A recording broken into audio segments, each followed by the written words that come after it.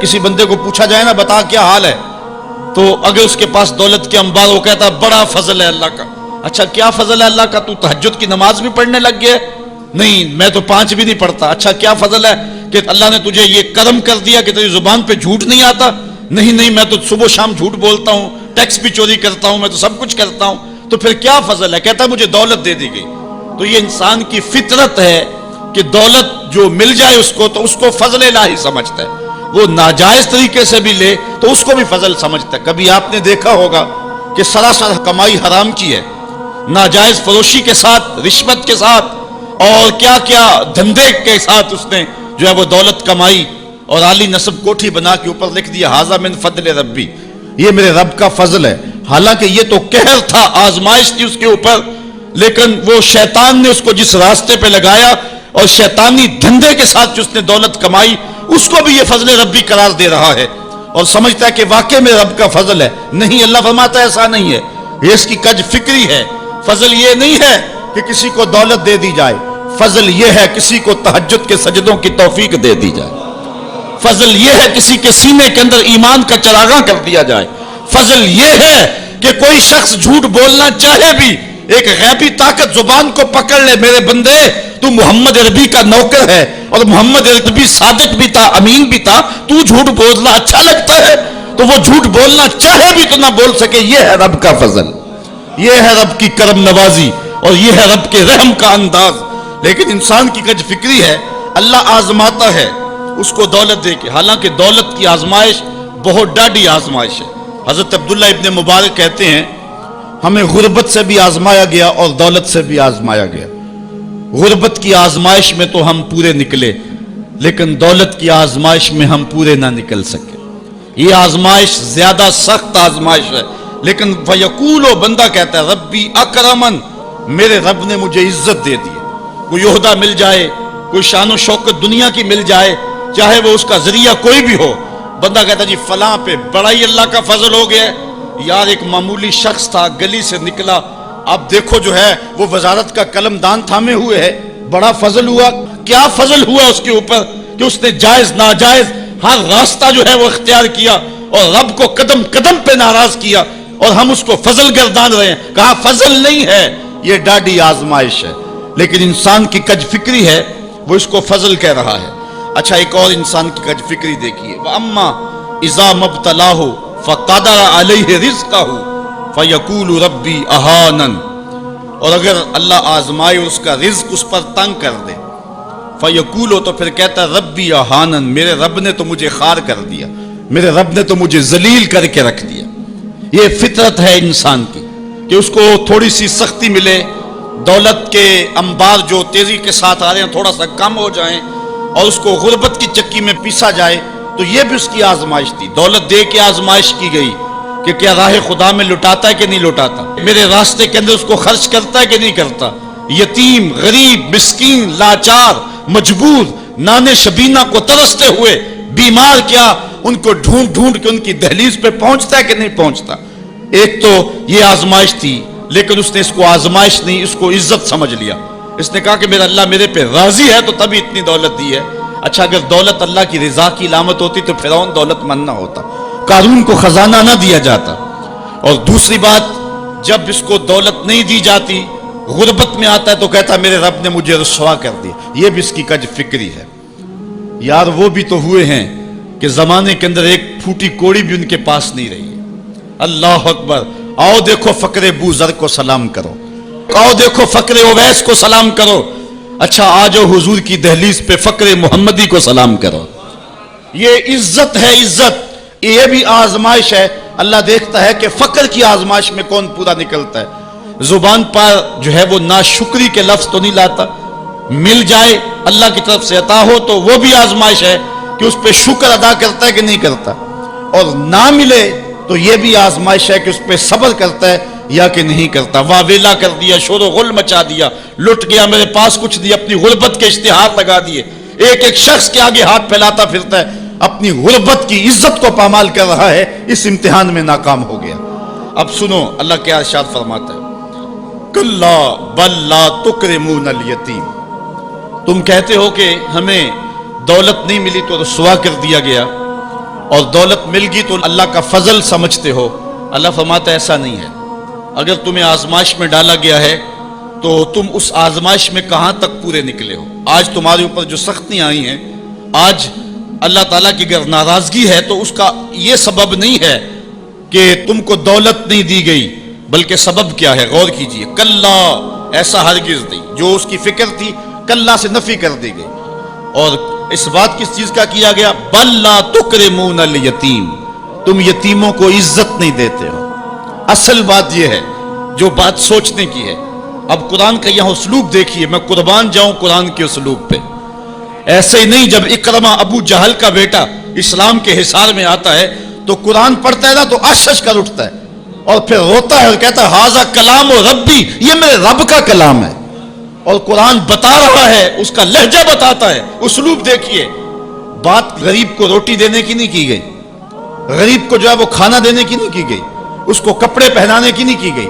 قرآن نے جو کہا ہے کلا بل لا تکرمون الیتیم، بات یہ ہے کہ تم یتیم کو عزت نہیں دیتے ہو. یتیم کو تم عزت کیسے دے سکتے ہو یہ تم جانتے ہو کہ اس کی تکریم کیسے کرنی ہے.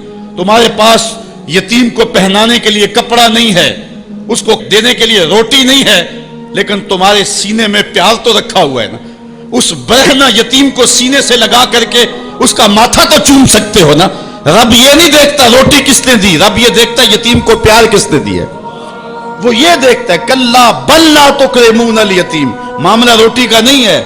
بچی ہوئی روٹی تو کتے کو بھی ڈالی جا سکتی ہے، کسی کو غریب کو دے دی تو یہ کون سا کمال ہے؟ جو دیگیں بچ گئی وہ مدرسے میں بھیج دی، یہ کمال کی بات نہیں ہے. وہ گندگی کے ڈھیر پہ بھی تو پھینکنی تھی، خراب ہو جاتی، 2 گھنٹے اور پڑی رہتی. معاملہ یہ نہیں ہے، معاملہ تکریم کا ہے. اب وہ بھی سوچیں، عید آ رہی ہے، مینڈکوں کی طرح نکلیں گے سماجی رہنما اور سماجی کارکن. اخباروں میں تصویریں چھپیں گی، غریب عورتیں لائن میں لگی ہوئی ہیں، غریب مرد لائن میں لگے ہوئے ہیں، اور جو ہے وہ صاحب جو ہے وہ ایک ایک توڑا آٹے کا، ایک ایک تھیلا آٹے کا دے رہے ہیں، اور 10 جو ہے وہ فوٹوگرافر تصویر کھینچ رہے ہیں. اگلے دن 15 اخباروں کے اندر تصویریں لگی ہوئی ہیں. میں اس دن بھی کہا تھا کہ اس انداز کے ساتھ غریبوں کی غربت کا اشتہار لگانے والا سوچے کہ اس لائن میں اگر اس کی بیٹی کو کھڑا ہونا پڑے تو اس کا پھر انداز کیا ہو. بات یہ نہیں، بات تکریم کی ہے. کلا بل لا تکرمون الیتیم. آئیے تمہیں میں کہانی سناؤں. آقا کریم علیہ السلام جا رہے تھے عیدگاہ کو. راستے کے اندر ایک یتیم کھڑا تھا اور آقا کریم نے کہا کہ بیٹے آج تم یہاں کھڑے ہو. کہا فلاں غزوے میں میرا باپ شہید ہو گیا تھا، میری ماں کا سایہ بھی میرے سر پہ نہیں ہے، لوگ اپنے گھروں میں ہیں، میں کس دہلیز پہ جاؤں. اچھا انتظار ہو رہا ہے عیدگاہ میں. حضور نے یتیم کو سینے سے لگایا، گھر لے گئے اور سیدہ فاطمہ سے کہا کہ جس طرح کا لباس حسنین کو پہنایا ہے اس کو بھی پہناؤ. اللہ اکبر. اور اس کو کھانا کھلایا اور سب کچھ اس کی تکریم کرنے کے بعد حضور نے پھر جو ہے وہ اس کو عزت دینے کے لیے، اس کی تکریم دینے کے لیے حضور علیہ السلام نے اس کو فرمایا اما ترضى ان محمدن ابوکا، بیٹے کیا تو پسند نہیں کرتا کہ محمد تیرا باپ لگے؟ وہ عائشہ تا امو کا، اور عائشہ تیری ماں لگے. وہ فاطمہ بنت محمد اختوں کا، اور فاطمہ تیری باجی لگے. اس نے کہا یہ اعزاز مل جائے تو مجھے اور کیا چاہیے. تو کہا آج کے بعد یہ رشتے تیرے ہوئے. ایک انگلی سے حضور نے حسنین کو تھاما ہوا ہے اور دوسری انگلی سے اس یتیم بچے کو تھاما ہوا ہے. جب حضور عیدگاہ کی طرف بڑھ رہے ہیں تو اور بچے بھی اپنے ماں باپ کے ساتھ جا رہے ہیں.